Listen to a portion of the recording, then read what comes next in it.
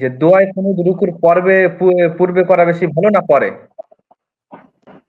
জি, দোয়ায়ে কুনুত, কুনুত হলো দুই প্রকার, একটা হচ্ছে কুনুতে ভিতর, একটা হচ্ছে কুনুতে নাজেলা।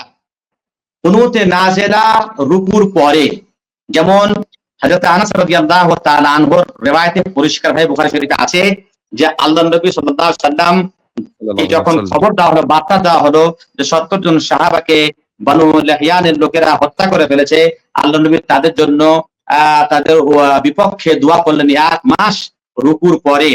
এবং হলো কুনুত, একটি হলো কুনুতে ভিতর, যেটা আমরা ভিতরের নামাজের শেষে পড়ে থাকি।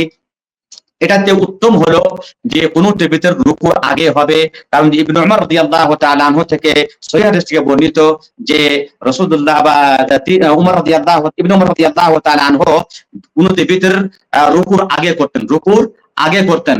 আর এটা হাদিস সহিহ সনদ থেকে প্রমাণিত আছে। সুতরাং কুনুতের ভিতর হলো রুকুর আগে এবং কুনুতে নাজিলা হলো রুকুর পরে। জি।